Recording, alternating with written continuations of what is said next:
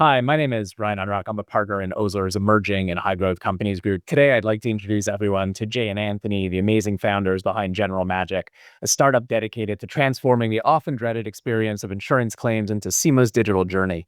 Following their success in the A16 speedrun program, the duo recently announced their 7.2 million US seed round led by Radical Ventures to accelerate their mission of eliminating the bureaucratic slog of the insurance industry. Jay and Anthony, welcome, and thanks so much for being with us today. Thanks, Rod. Yeah, glad to be here. So if you don't mind, we could jump right in. Jay and Anthony, I hope you could just give us a general overview of what General Magic does and what markets you're in now and what you're looking to expand to. Yeah, I mean, I can give an overview of the product. I think Anthony can give a little bit of deeper insight into what the vision is over the next couple of years. But essentially, today we're starting off by building these AI messaging agents that can be deployed on platforms like iMessage or WhatsApp. And essentially, what this allows the end consumer to do is when we sell to a brokerage or a carrier, we help them finish their entire insurance workflow over text. So obviously, Ryan, you can probably experience this yourself. Insurance is not a very easy process, especially when you're dealing with transparency on what your claim is or, your policy, what kind of the coverage includes. So the overall customer experience is pretty bad. And this did kind of span from me having a very bad leak in my apartment as well. That's how we kind of discovered like a lot of, issues with the current system today. So we kind of wanted to kind of abstract that process and make it just dead simple for anyone to text a verified number, get information about their insurance, and then obviously give really good data back to the insurance provider so they can make better decisions about their customers. Yeah. So we're sharing with the intake process, whether that's through voice or text messaging or forms or any other modality.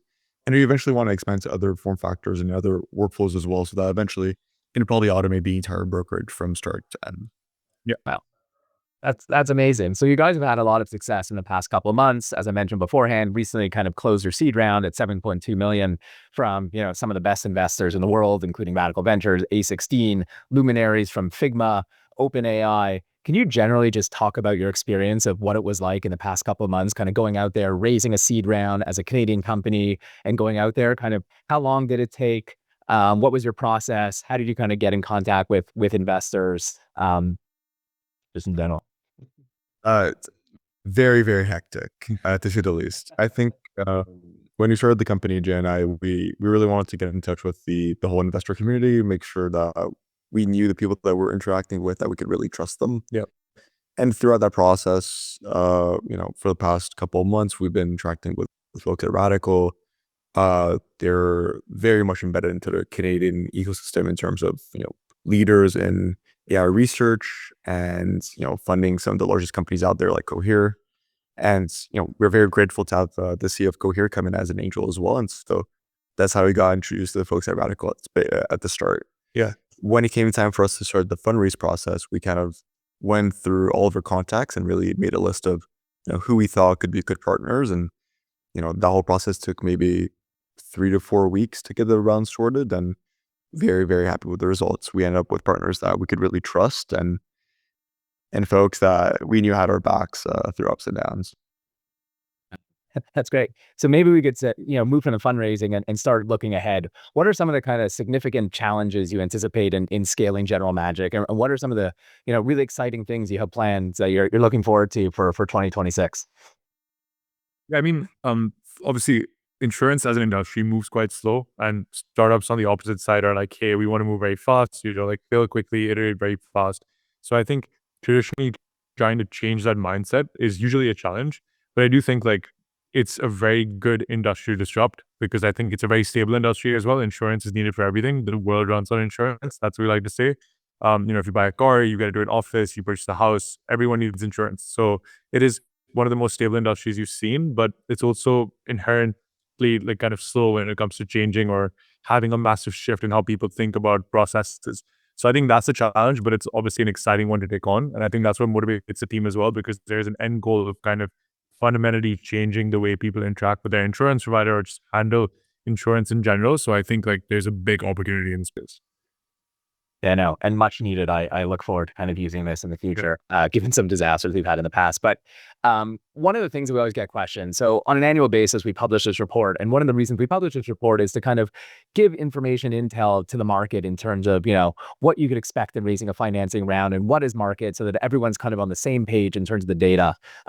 what are some of the recommendations you would give to kind of other founders in the same position as you, maybe, 6 to 8 months ago, as they go out and raise the round, something you learned as part of the process that you would love kind of other founders to know going into a similar process as you to go raise their initial seed round or maybe their first safe round? It's a slog for sure. I think you hear some things from the folks in Silicon Valley where maybe you try to optimize for your valuation. Maybe you don't really care about who your partners are, or you just care about the money. We've taken an approach of, hey, like, this round is a round where, we're both pretty young. Like, we're both 24. We have a lot to learn. We know that we don't know everything. And so we'd rather optimize for the people that we're partnering up with. And, it's all nice to say that, hey, your seed round is at a 100 mil valuation, but that probably means that your Series A has to be at a 300 mil valuation. So is that realistic? I don't know. So, it's on a spectrum. Some people would rather take the risk and go all in. And, if you don't reach that ridiculous valuation, then you have to do a down round and you're getting more diluted. And it's all these factors. I think it really comes down to what you want to optimize for at the time you're raising the round. I think, like, for Anthony and I, was really optimizing for distribution and which partner was correct at the time of choice, right? So when you look at the overall market, people are just raising money for the sake of it. I think, like, if you're really trying to find a partner that can add value with you from your seed to your Series A, then it makes much more sense. I think that always adds more weight to the people you have around you, especially when you have a board. It's very important to kind of structure these things kind of very systematically, so you know where the company is going each quarter, or even each month to that extent. So I think it's very important to have partners that believe in you, obviously team wise, but just can optimize how much distribution you can get out of it, which I think is inherent when you have like people like A16Z or Speedrun that just extend the network into the adjacent fund, and then also people like Radical who are just very well structured on like go to market and how to kind of approach hiring. No, it's great. Well, thank you both. It's been such a pleasure talking to you today to hear about your milestones and your vision for the future of the insurance industry. Also, having worked with you guys since incorporation and seeing how thoughtful you've been in the process of kind of, raising your initial round and kind of the thought process of expanding your round and who your investor is going to be and the whole process. It's just been amazing to watch, especially for such, two young guys as yourself.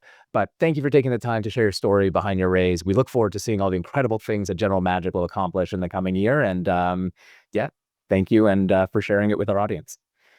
Thanks for having us.